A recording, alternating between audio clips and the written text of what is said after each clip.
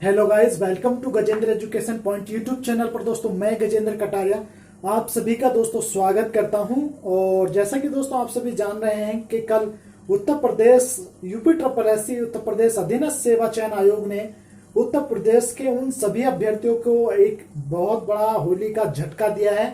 और ये ऐसा झटका है उत्तर प्रदेश के उन युवाओं के लिए कि आप समझ नहीं पा रहे हैं कि अब आपको आगे क्या करना है। आपके जो आगामी एग्जाम है उनका क्या भविष्य होगा, चाहे वो यूपीएससी जेई की बात हो, यूपीएससी जेई 2018 की बात हो, लोअर पीसीएस की बात हो, कंबाइंड टेक्निकल की बात हो, फॉरेस्ट गार्ड की बात हो, एएसओ एग्जाम की बात हो, या जिन भी एग्जाम का मैं यहाँ पर नाम नहीं ले रहा हूँ, जो भी एग्जाम पेंडिंग है और आगामी चाहे लेखपाल वैकेंसी आपकी आने वाली हो, उससे संबंधित जो भी है उन सब के बारे में अब जो विद्यार्थियों की उम्मीदें हैं उन सब पर पानी फिर गया है।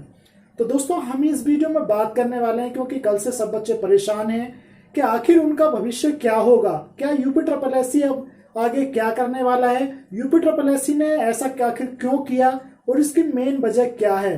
यूपीएससी जैसा कि दोस्तों आप सभी सुन पा रहे हैं कि कल से आप देख रहे हैं कि अलग अलग चैनल के माध्यम से या अलग अलग जो सोशल मीडिया के माध्यम से आप सभी को देखने के लिए मिल रहा है कि जब भी उत्तर प्रदेश यूपीएससी खुद अपने आप फंसने को आता है, उसके कर्मचारी फंसने को आते हैं घपले में या किसी वैकेंसी में, तो तब वो अपना जो ठीकरा है वो एजेंसियों पर दोस्तों फोड़ देते हैं। अच्छा एक बात मुझे बताइए आप कि जब इनको ये पता था कि वीडियो का जब रिजल्ट आया तब इनको पता नहीं चला कि इसमें घपला हुआ।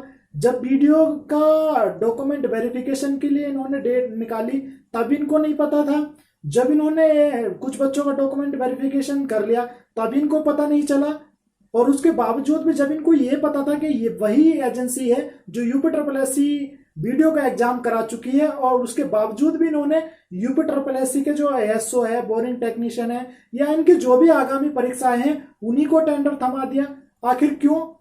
दोस्तों ये एक सोचने वाली बात है। केवल और केवल उत्तर प्रदेश के समस्त युवाओं को गुमराह किया जा रहा है। पिछले 4 साल से वो बच्चे जो तैयारी कर रहे हैं, चाहे वो 2016 की वैकेंसी, दोस्तों आप पिछले 4 साल से यानी कि 5वां साल अब चल रहा है, तो पिछले 5 साल से बच्चे परेशान हैं।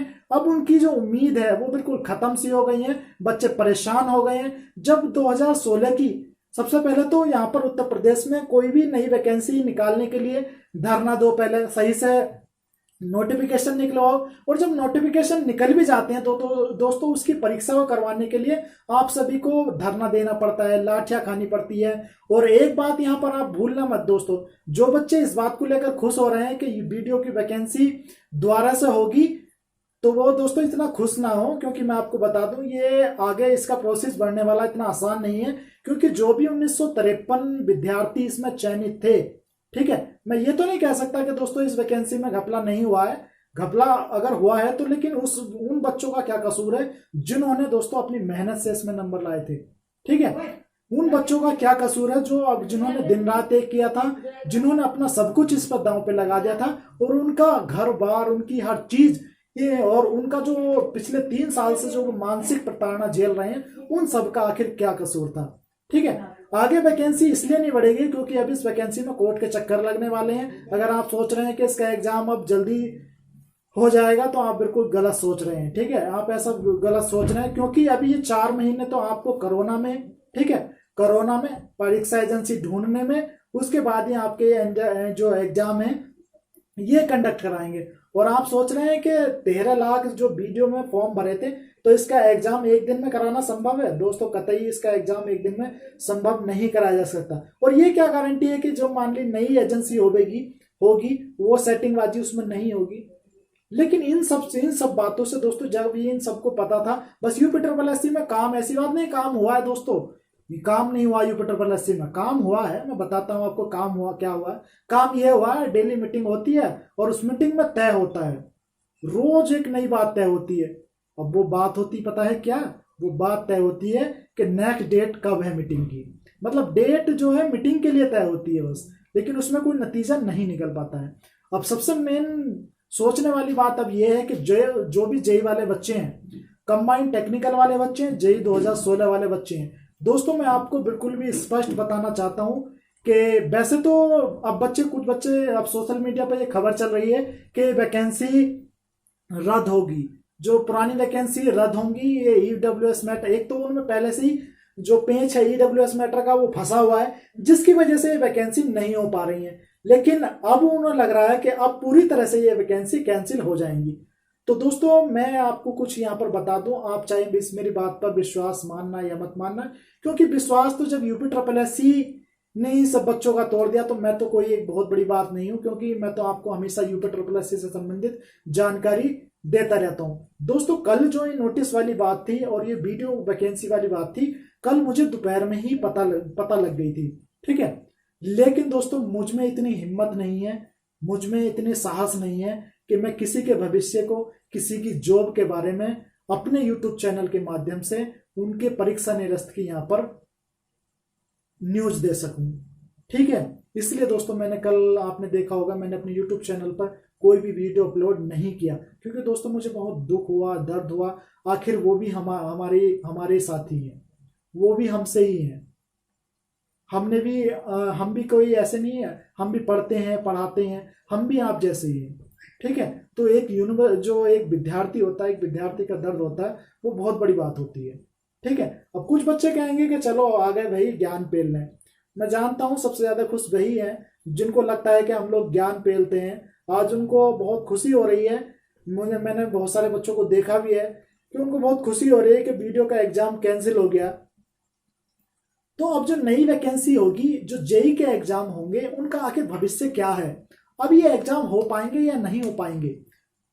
क्या इसमें ईडब्ल्यूएस का मैटर जो चल रहा था वो क्लियर अभी तक हो पा रहा है या नहीं हो पा रहा है?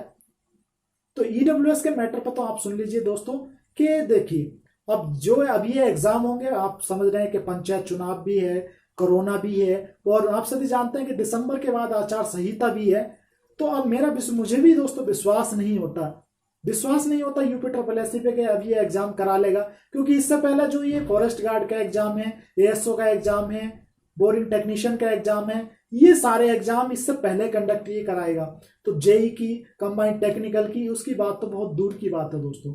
सबसे दूर की बात तो ये है कि परीक्षा एजेंसी चयनित करने में कम से कम 1-2 महीने लग जाते हैं, क्योंकि परीक्षा एजेंसी ऐसा तो है नहीं कि आज तुम्हें रिजेक्ट करा, तुम्हें पकड़ लिया, उसके लिए भी टेंडर वगैरह निकालना पड़ता है। तो कहने का मतलब मेरा ये है दोस्तों कि अब आप स्पष्ट समझ लीजिए कि उत्तर प्रदेश में युवाओं के साथ क्या हो रहा है, क्या उनके साथ, उनको कैसे गुमराह किया जा रहा है रोजगार के नाम पर। अदर राज्य वाले तो उत्तर प्रदेश की मजाक उड़ाने वाले हैं। क्या आप उसी राज्य से हो जहां बिना भर्ती के लेखपाल बना दिए जाते हैं, जहां पर इतना मिशन रोजगार दिया जा रहा है? आप उसी राज्य के, और आप बात करते हो कि उत्तर प्रदेश में रोजगार नहीं मिल रहा। बंगाल में जाके आप बोल रहे हो कि हर घर से नौकरी मिलेगी, इतने दिन में ये हो जाएगा, इतने दिन में वो हो जाएगा।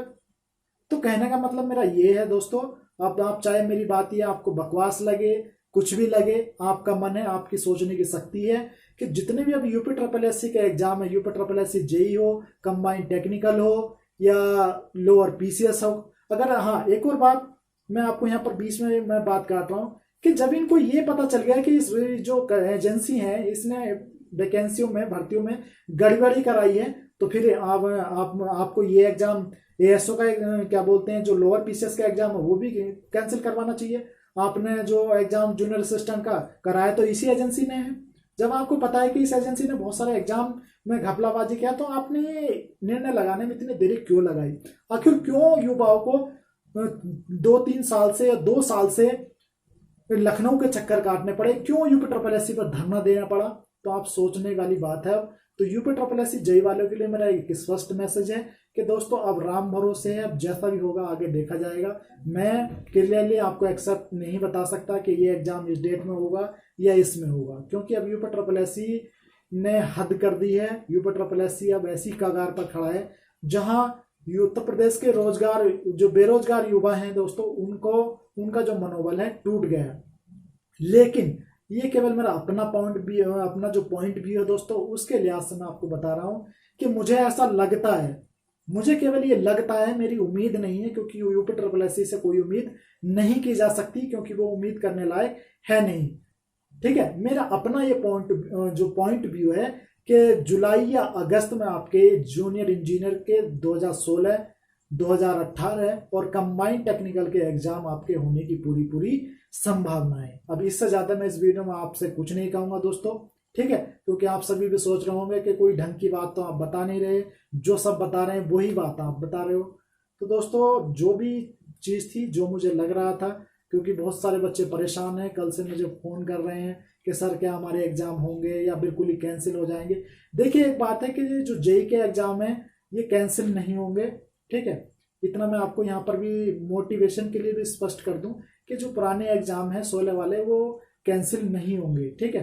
कैंसिल केवल यही एग्जाम हुआ है वीडियो का, क्योंकि इसका एग्जाम हो गया था और आप सभी ने जब ये एग्जाम हुआ था उसके तभी देखा था कि आपने इसकी रद्द करने के लिए काफी भरपूर जोर प्रयास भी लगाया गया था, ठीक है। तो ये सब चीजें यूपी ट्रिपल एससी में चल रही है। बाकी जो भी यूपी ट्रिपल एससी में अब तो होली की छुट्टी पड़ जाएंगी, जो भी इसके बाद होगा दोस्तों आपको बताया जाएगा। तो आपने अपना कीमती समय निकाल कर दोस्तों इस वीडियो को देखा, आप सभी का बहुत बहुत धन्यवाद। जय हिंद, वंदे मातरम।